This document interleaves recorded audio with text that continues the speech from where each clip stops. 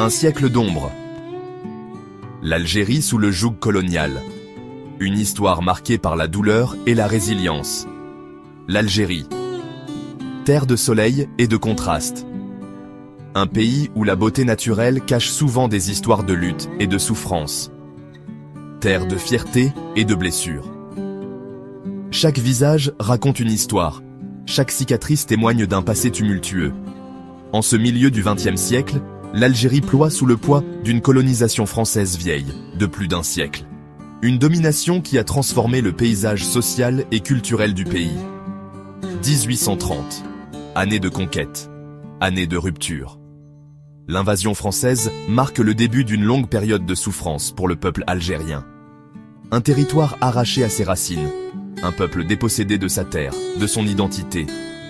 Les maisons traditionnelles sont remplacées par des structures coloniales.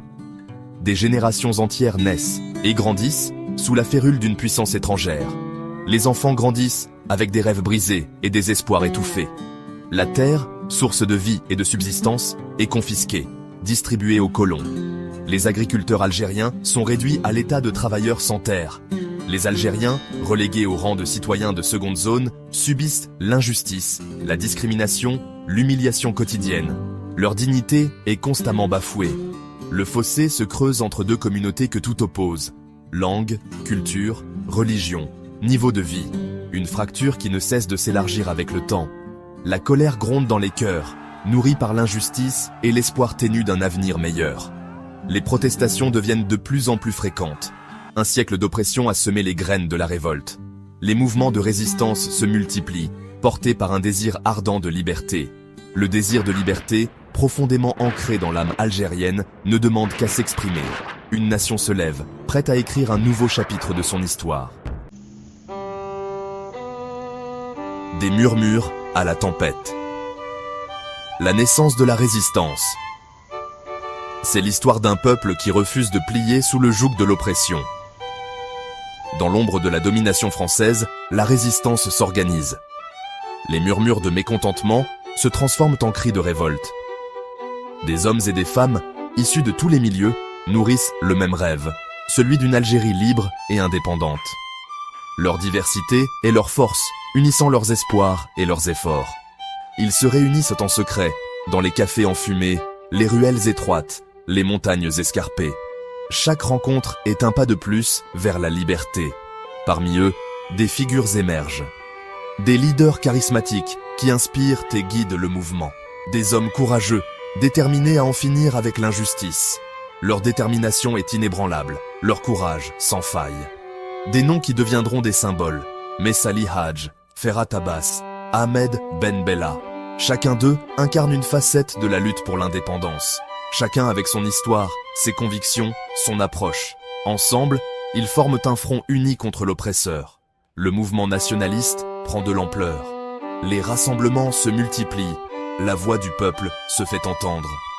Des manifestations pacifiques sont organisées, réclamant l'égalité, la justice, le respect.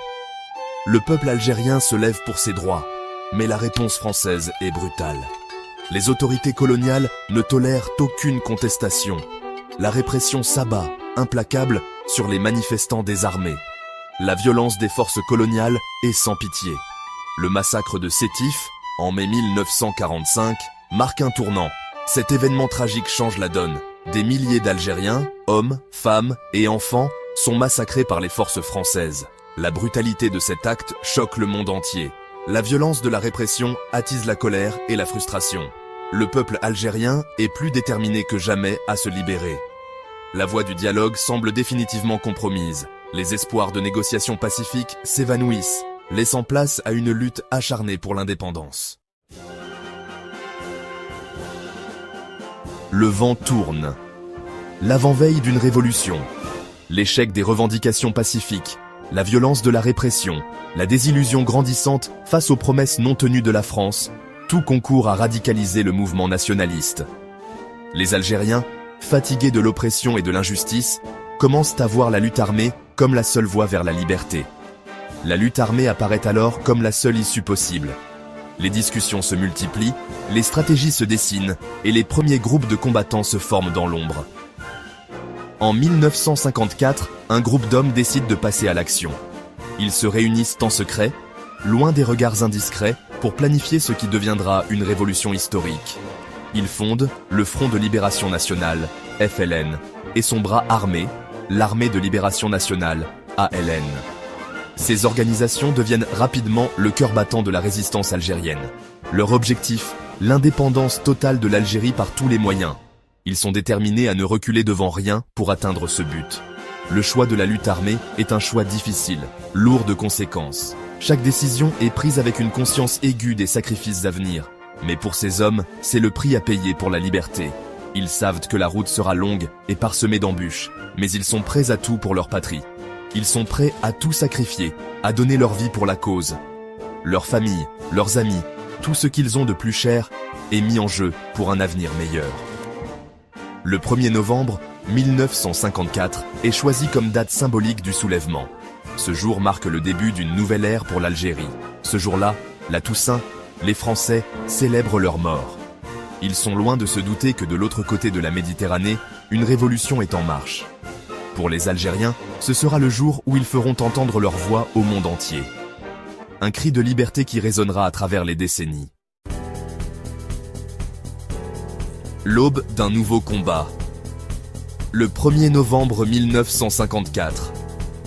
Le jour se lève sur l'Algérie. Un jour comme les autres, en apparence. Mais dans l'air flotte une tension particulière. Un sentiment d'attente mêlé d'appréhension. Au cœur de la nuit, des hommes se sont levés. Des hommes ordinaires, paysans, ouvriers, étudiants, mus par un idéal commun, la liberté. Ils ont revêtu les habits du combat, troqué les outils du quotidien contre des armes de fortune. Leurs cibles ne sont pas les civils, mais les symboles du pouvoir colonial. Commissariats de police, casernes militaires, installations économiques. À travers le pays, des attaques coordonnées visent à déstabiliser l'administration française et à marquer le début d'une nouvelle ère. Section 5. Des actes de courage. Les premières salves de la liberté. À Alger, Constantine, Oran et dans de nombreuses autres villes et villages, les premières bombes explosent. Des coups de feu claquent dans la nuit, brisant le silence apparent. La nouvelle se répand comme une traînée de poudre. L'Algérie est entrée en résistance. Partout, c'est la confusion, la panique. Les autorités françaises, prises au dépourvu, réagissent avec brutalité. Des rafles sont organisées, des arrestations arbitraires se multiplient. La répression s'abat sur la population algérienne. Mais le mal est fait. L'insurrection du 1er novembre a touché les consciences. L'appel à la lutte a été lancé, et il est entendu par des milliers d'Algériens. Section 6. Un message retentissant. L'appel à la lutte. Le même jour, un texte historique est diffusé clandestinement à travers le pays. La déclaration du 1er novembre 1954. Rédigée par le FLN, elle expose les raisons du soulèvement et appelle le peuple algérien à se joindre à la lutte pour l'indépendance. Français, vous n'avez pas compris. Nous vous avons tendu une main fraternelle que vous avez méprisée. Aujourd'hui, le peuple algérien a repris, sur sa terre natale, sa place souveraine. Ces mots, chargés d'émotion et de détermination, résonnent comme un cri du cœur. Ils expriment la souffrance d'un peuple opprimé, son refus de la domination, sa soif de liberté. L'impact de la déclaration est considérable. Elle galvanise la population algérienne et lui donne un objectif commun, l'indépendance. Section 7. La répression aveugle. Le prix du courage. La réponse française ne se fait pas attendre. L'armée française, renforcée en hommes et en matériel, se lance dans une vaste opération de répression. Les villages sont bombardés, les populations civiles déplacées, torturées, massacrées. La guerre d'Algérie vient de commencer.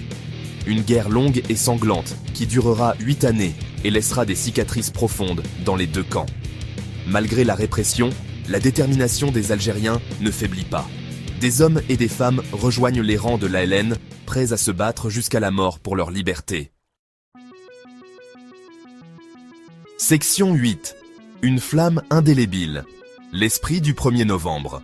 Le 1er novembre 1954 marque un tournant décisif dans l'histoire de l'Algérie.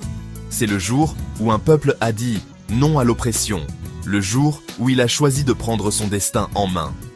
Ce jour-là, des hommes et des femmes ordinaires ont fait preuve d'un courage extraordinaire. Ils se sont battus pour leur liberté, pour leur dignité, pour un avenir meilleur. Ils ont sacrifié leur vie pour que leurs enfants puissent vivre libres. L'esprit du 1er novembre, c'est cet esprit de résistance, de sacrifice, de détermination. C'est un héritage précieux que les Algériens d'aujourd'hui portent en eux. Section 9. L'héritage d'un non vers l'aube de l'indépendance. Le chemin vers l'indépendance sera long et difficile, mais l'insurrection du 1er novembre 1954 a ouvert la voie. Elle a montré au monde entier la détermination du peuple algérien à recouvrer sa liberté.